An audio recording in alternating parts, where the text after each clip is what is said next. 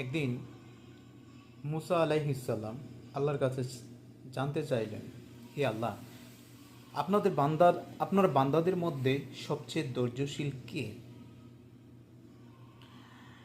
আল্লাহ তাআলা বললেন, তুমি অমুক জঙ্গলে যাও, সেখানে তুমি একজন কাঠুরিয়াকে দেখতে পাবে। সেই ব্যক্তি আমার সবচেয়ে ধৈর্যশীল বান্দা।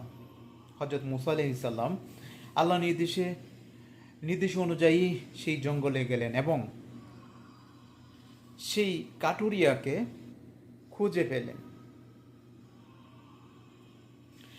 কাঠুরিয়া একটি গাছের ডাল কাটছিল।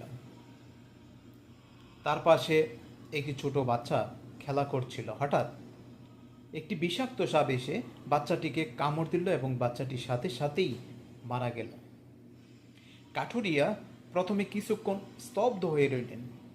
তারপর আকাশের দিকে তাকিয়ে বললেন, হে আল্লাহ, তুমি যা করো নিশ্চয়ই তার মধ্যে কোনো কল্যাণ নিহিত আছে। এরপর তিনি আবার তার কাজে মন দিলেন, যেন কিছুই ঘটেনি। হযরত মুসা আলাইহিসসালাম এই দৃশ্য দেখে অবাক হয়ে গেলেন। তিনি কাঠুরিয়ার কাছে গিয়ে জিজ্ঞাসা করলেন, আপনার চোখের সামনে আপনার সন্তান মারা গেল, আর আপনি এত শান্ত? আপনি কি কষ্ট পাননি?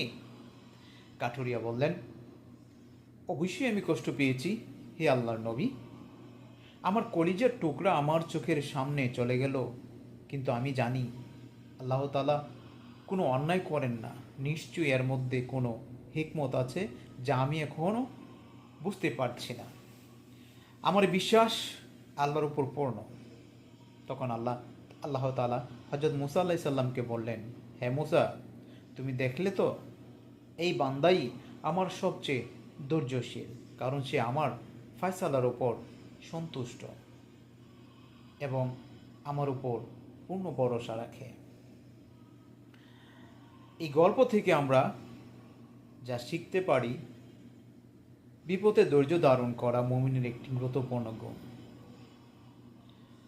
আল্লাহর প্রতিটি কাজের পেছনে কোনো না কোনো কল্যাণ লুকানো থাকে, যা আমরা হয়তো তাৎক্ষণিকভাবে বুঝতে পারি না। আল্লাহর উপর পূর্ণ ভরসা রাখা এবং তার ফয়সালায় সন্তুষ্ট থাকা ঈমানের অপরিহার্য অংশ। কষ্ট বা মুসিবতে হতাশ না হয়ে আল্লাহর কাছে সাহায্য চাওয়াই উচিত।